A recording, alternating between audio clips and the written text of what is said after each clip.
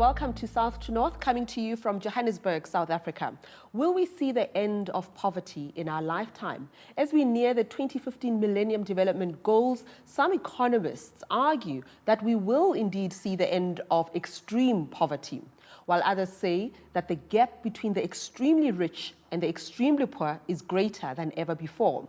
What is the best way to eradicate poverty? Today on the show, I have Oscar Guardiola-Rivera, author and lecturer at the University of London, Ann Bernstein, the Executive Director of the Centre for Development and Enterprise in South Africa, and Goolam Ballim from the Standard Bank Group, one of the largest African banks. Welcome to all of you.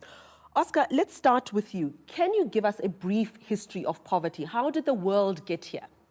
Poverty isn't about income, assets, or consumption power, as it is about capabilities, real freedom, equality, and dignity.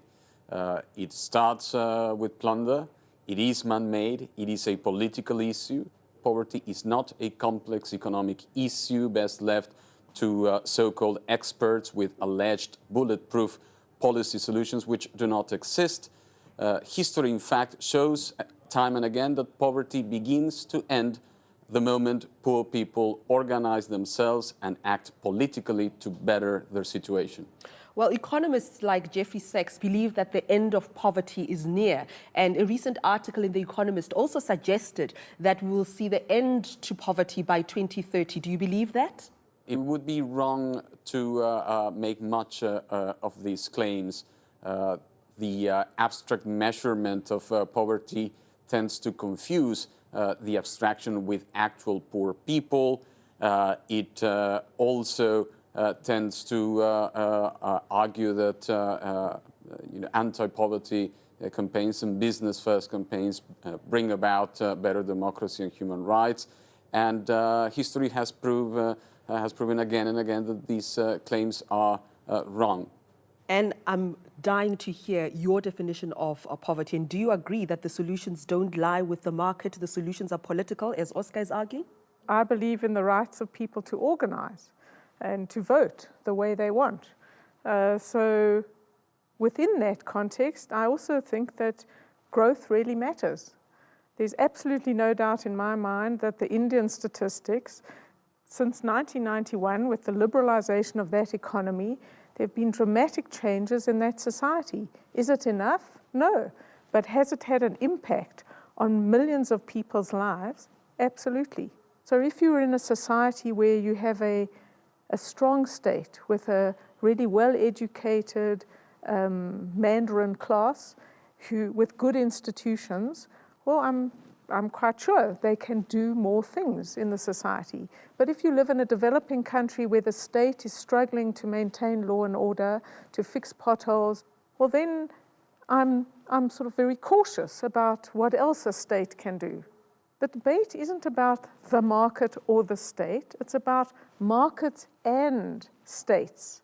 And I think that's a much more constructive conversation. In your book, A Case for Business, you say that capitalism has won. What do you mean by that? I think that there can be little doubt about the facts. Since China decided to go for a much more market-oriented system, driven by the farmers in the rural areas who were allowed to keep some of their profits from their agricultural work, we have seen phenomenal changes that have lifted more people out of poverty than the world has ever seen before, and more quickly than the world has ever seen before.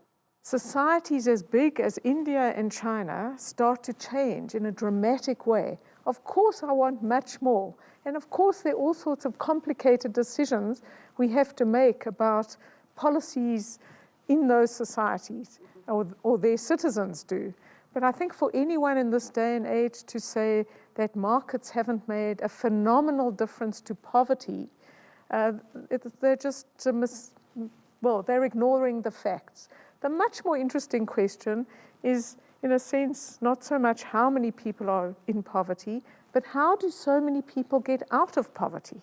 How does that work?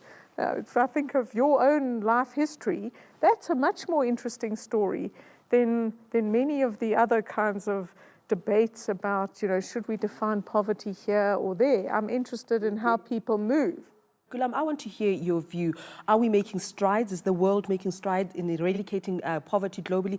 Ann has used an example of China and India, but the rest of the world? So nominally, yes, there are fewer people living in absolute poverty today than, say, 30 years ago. Still a very, very large number, but nominally that figure is smaller. What do we attribute that to? So over the last 30 years, while globalization can be considered vulgar vocabulary in some circumstances, I would suggest that the way the world has integrated over this period has contributed at the margins to improved prospects, improved prosperity, and with it improved inclusion.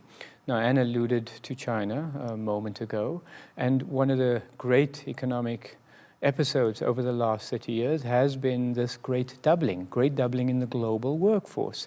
But of course, it needs to be a controlled set of circumstances, because unfettered, the private sector will be somewhat less considerate of uplifting the poor, and similarly, unfettered, a dominant state may not necessarily be able to foster optimal allocation of resources for prosperity. Oscar, let me bring you in here. The Chinese example is a very interesting one, isn't it? Do you concede that they were able to alleviate poverty by injecting capitalist systems? I mean, you have a socialist system working side by side with capitalism. It is capitalism that has resulted in the great improvements in the fight against poverty in China. It is, of course, a very difficult example and a very difficult one to explain for our business-first economists, since on the one hand, what you have is indeed a space for markets and for business, but one that seems to thrive under the totalitarian rule of one party, the Communist Party of China, rather than the opposite. And that, of course, is a great challenge to those who believe that business first and democracy and human rights come together inherently. And again, you said earlier that the more interesting story is a journey from where someone starts to where they end up. I grew up in the township, and here I am sitting in the leafy suburbs of Johannesburg with an education. But there are people who are defined as extremely poor and cannot make that transition. How do we define them, and how do we get them out of that extreme poverty? We need to talk about education. We need to talk about jobs. I'm convinced that in the modern world we live in, more and more people need better and better education. So education is absolutely vital. And increasingly, I think we have to distinguish between the state's obligation to ensure that its people are educated and its interests in them being educated, and who actually provides the education. Gulam, speaking of lifelong employment, you have said previously that not everybody can be absorbed into formal employment. Can we just accept that this is the reality in this unequal world of ours, that there will be people who don't have the means to participate in the economy? It is likely that we will have a section of society that will forever be excluded from the formal economy. And it's an economy that is fairly modern, service-centric, technology-centric. And you can imagine there are other markets too that generally will show a condition of modernity. And those that are not appropriately skilled, not appropriately literate, will be forever excluded. I guess a starting point, quite simply, is there must, within each nation, be a social consensus. And it is a national question. When it is a national question, then it begins to take shape, not just in public policy, but there's a recognition by the private sector as well that it needs to also take into account that, for example, sovereign risks will be shaped by those who live on the margins of society. Because we've clearly seen, for example, in North Africa, that if people are excluded, that at some point there is likely to be a toxic atmosphere that then elevates sovereign risk and causes the political system and the economic system to melt. Oscar, you want to come in there? I think Gulam is absolutely right to be skeptical about the possibility that jobs will appear and cover the majority of the population that is currently unemployed. In fact, the current situation in Spain, in Greece, even here in the United Kingdom, seems to demonstrate exactly that unemployment is going to stay with us for the long term. If that is the case, then it is necessary for states to develop policies and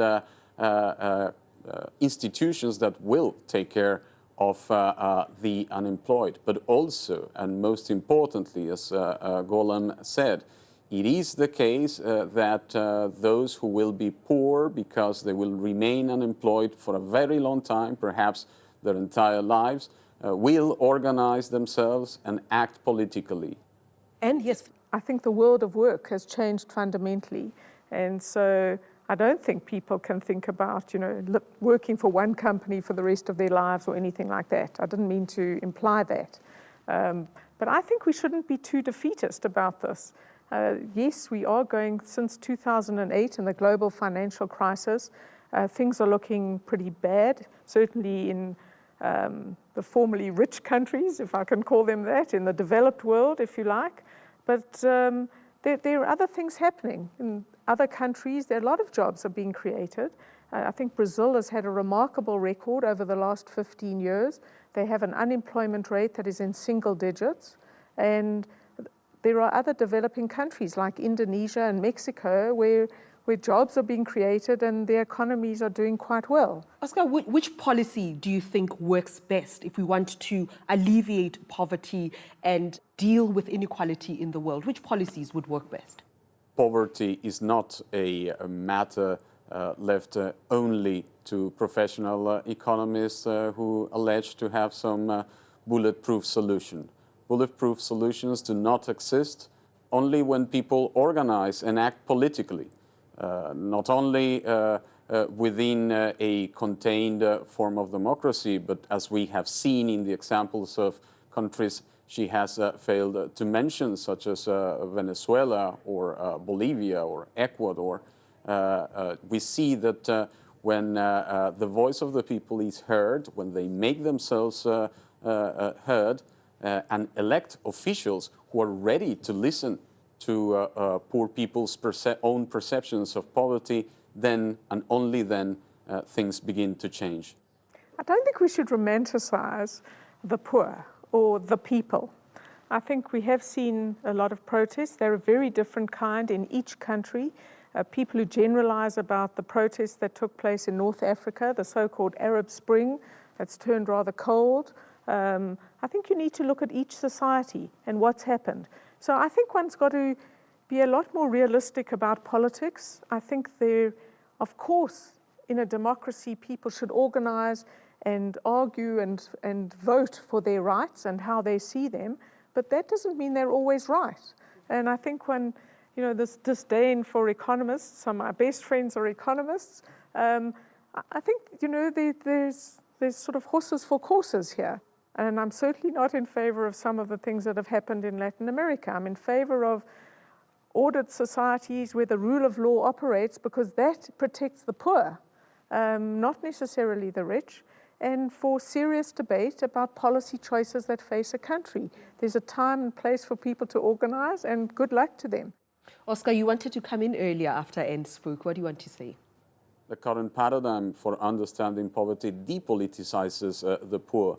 It equates abstract measurements of poverty with real poor people. It assumes a neutrality and non-ideological stance that is untenable in the social sciences, and it derives its currency from its efficacy in being deployed for political ends that serve existing power structures or situations. But the rise of the South, and this goes also for what happened in North Africa, demonstrates on the contrary that poverty comes to an end only if and when the poor and others organize themselves politically. And there is nothing romantic about that. All right, here's a video that I would like you to look at very quickly. It is very, very hard to pull yourself out of extreme poverty in the United States. It almost never happens. This runs completely counter to what people's notion of America has been for a very long time. This is what America's economic pie looked like in the decades after World War II. Income gains were shared by everyone, with big portions going to average Americans.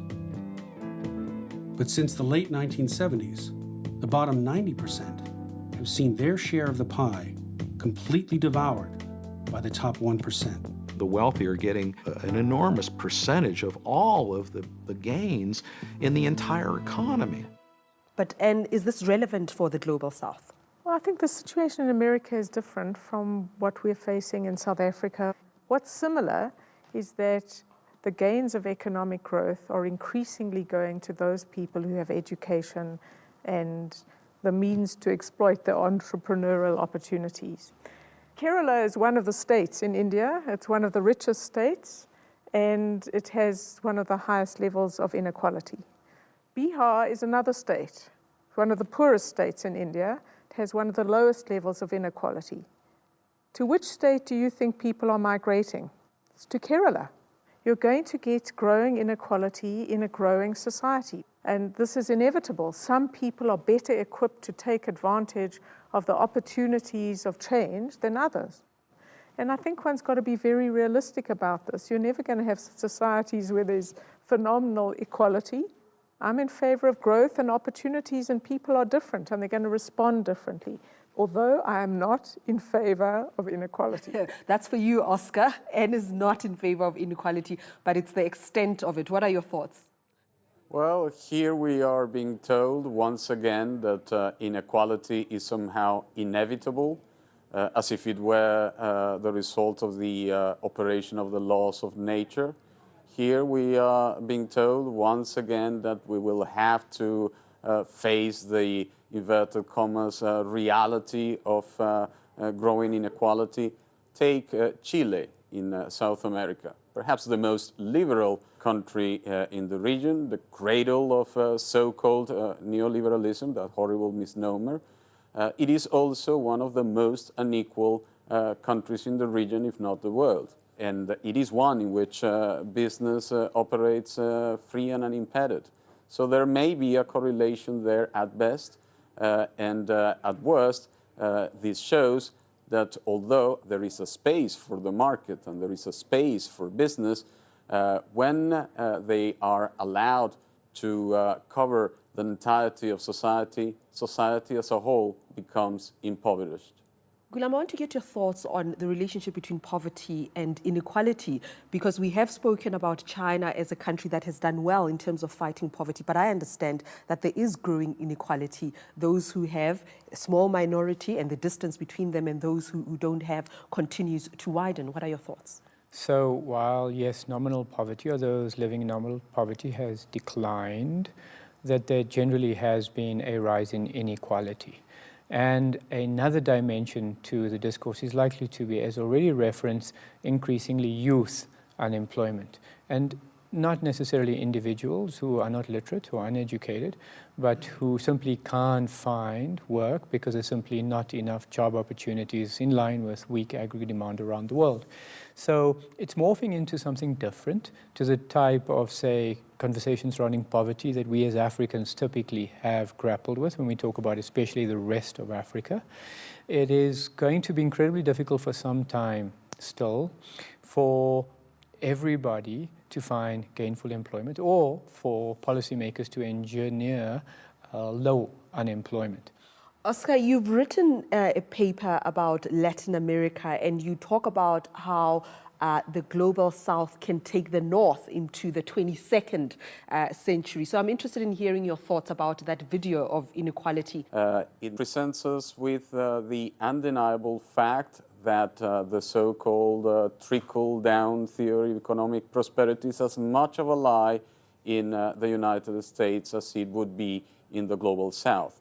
If the South can take the North into the 22nd century, it must avoid the mistakes which were made in the North. The threat of growing inequality is as much of a reality in the developed world as it is in the developing world. It takes politics, a strong doses of politics, to make sure that that gap does not continue to grow as it is doing it right now.